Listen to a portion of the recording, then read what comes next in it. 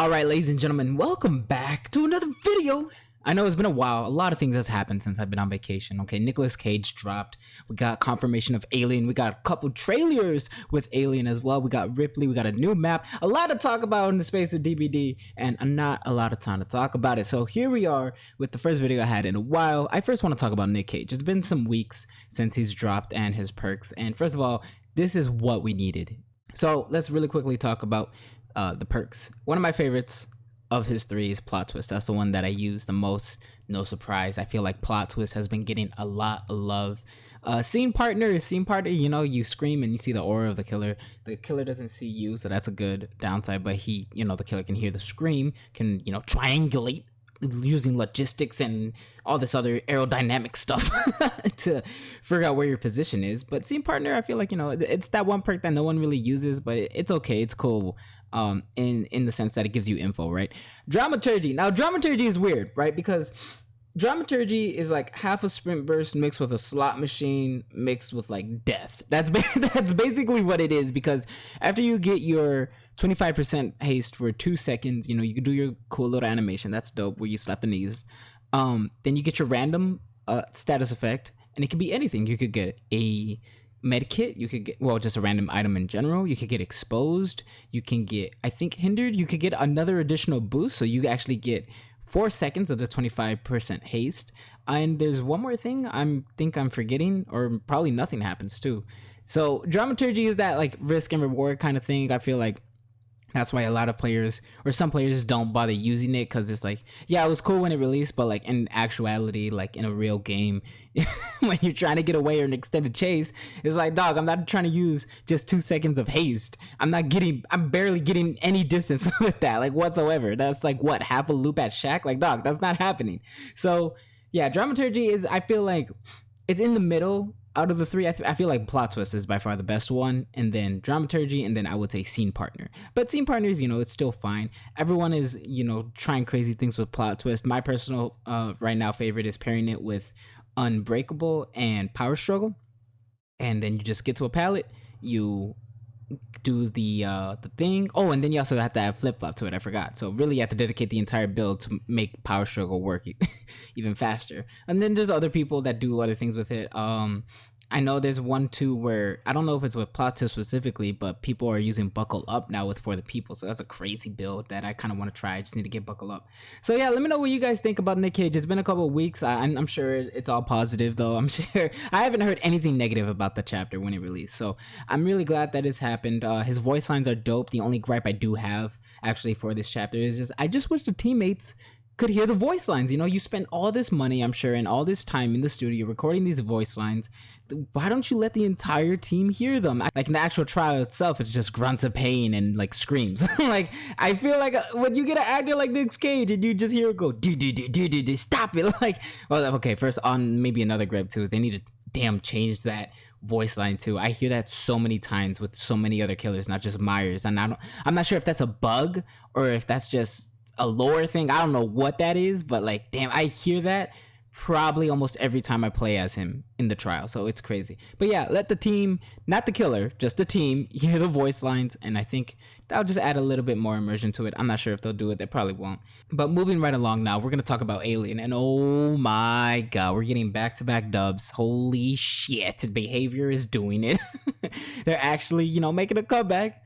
And yeah, Alien, Ripley, the map, it's all, so far from what I've seen, gameplay wise, I didn't get access to the PTB, but from what I've seen and reading what the perks do, I think we're in for a nice other good treat to like start closing out the year. Alien, I mean, it's kind of, side note, it's kind of hard to me to accept this chapter, because it's like, after Alien, how do you even top that? You know what I mean? It's like, I'm kind of already thinking about the future in the sense is like, we're getting Alien, everyone is excited, everyone is hyped to play as Alien, to play as Ripley, to use the perks, to see the map. But then how do you top it? So that's my question. But what are you guys feeling about Alien? For me personally, I think Alien, aesthetic wise, the xenomorph, it looks great. It looks fantastic. I love how they animated too when it's in its running mode. and it just scurries around the floor and stuff. Like it's like an animal. It's really, really dope, man.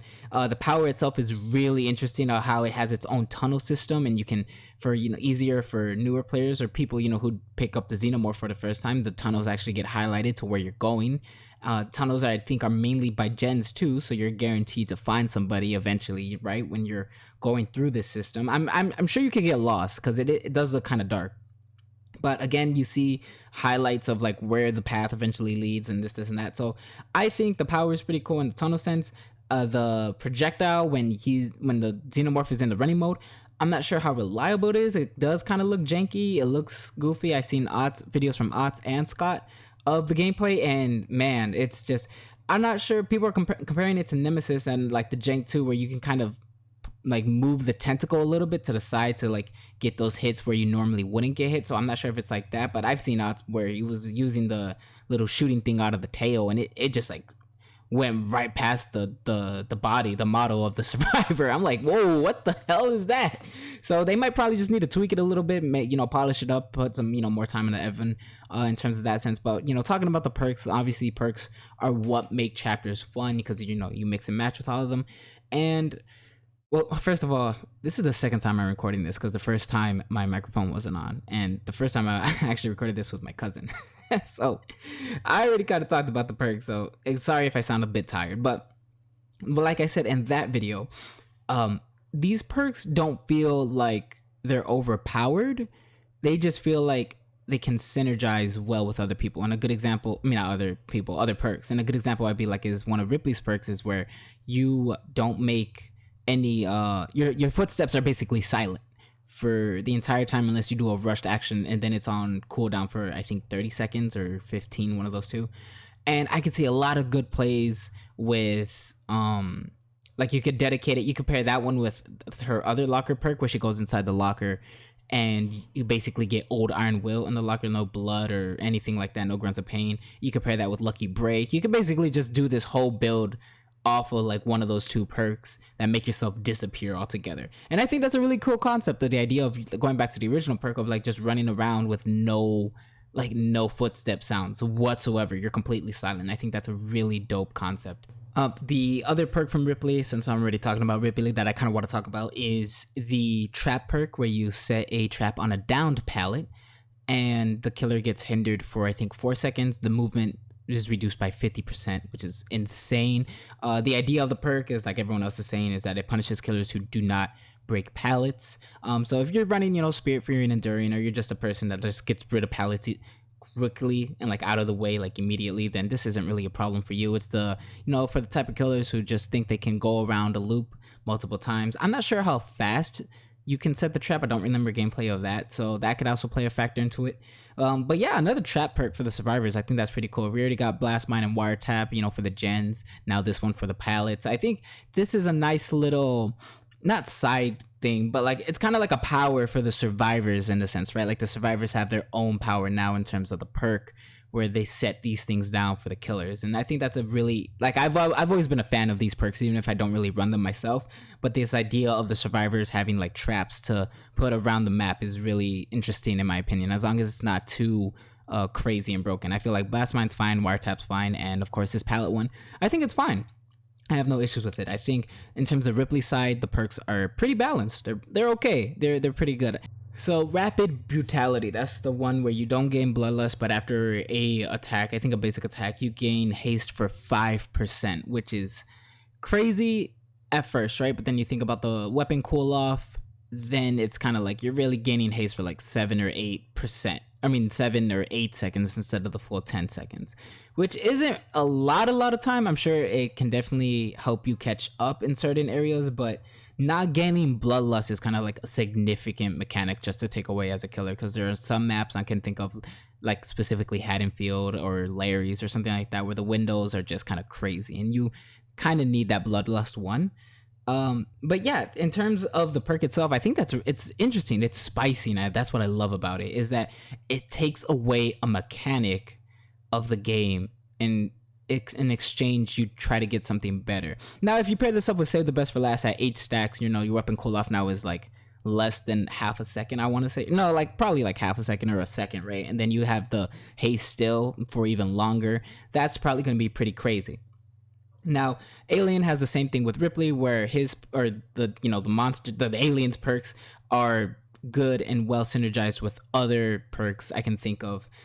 There's one where when you search a locker, you gain the ability to see the farthest away survivor that's injured, and they also are oblivious for 20 seconds. You compare that with other perks that gain obliviousness, or add-ons that gain the no, I don't think the Alien has any add-ons that they're oblivious, but you know, are undetectable perks as well. Like you compare that with Dark Devotion or something like that. I think that'll be really, really interesting. I know some people were saying for the obliviousness that why don't you just grant the killer for the ability to be undetectable. Actually, no, I don't think it's when you search a locker. I think that's the one where you hook, after you hook somebody. I think that's the one where after you hook somebody, and then the locker one, yeah. So the locker one is when the alien searches a locker, or like when you as killer just search the locker for the next 30 seconds. If someone's in your terror radius, they scream and their position is revealed. I don't think it's their aura. I think it's like that snapshot position aura looking thing. It's not like their actual aura. But yeah, what I like about these perks is that they're not like stupid crazy where it's like, oh my god, this is gonna break the game, but they're spicy enough where it's like, damn, they're taking away bloodlust, but now you get 5% haste. It's like, it's really almost game changing, kind of. Like, I feel like at this point what DBD needs is, one, another game mode.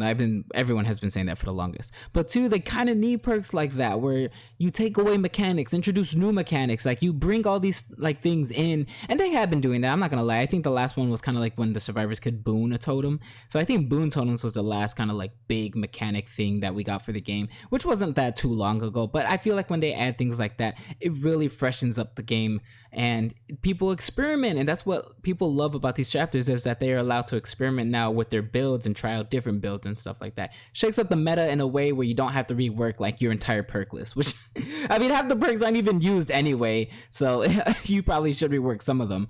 But nevertheless, those are my opinions on the chapter. Overall, it's good. Actually, let me talk about the map real quick. I like the map. It looks like it came straight out of the movie. You can see the spaceship. You can go inside. You see the guy that the original guy that got the chest burster. He's dead on the table. I'm sure there's a bunch more Easter eggs around the map that people will find when it actually releases.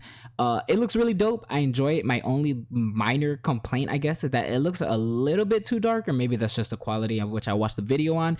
So I'm not sure how much that will play. Interesting enough, I feel like this is one of the few maps now that we have that is actually set in nighttime, quote unquote. I mean, it looks like we're in space, so it's not really night, but you know what I mean? Like, it's a darker map, which is really interesting because I feel like most of the maps nowadays are like really bright, especially the last one we got, Toba's Landing. That one's like really crazy bright, but I enjoyed that map too, aesthetic wise. So yeah, that's basically my little discussion and thoughts about the chapters and Nick Cage in general. I know I've been gone for a while. I'm so sorry about that. Expect some gameplay videos in the next couple of weeks, or in the next week, I would say. And yeah, if you enjoyed this video, go ahead and give it a like. It would really help out a lot. If you want to keep the conversation going, go ahead and leave a comment. Let me know your guys' thoughts. I always love to read them. And yeah, I'll see you in the next video. Take care now.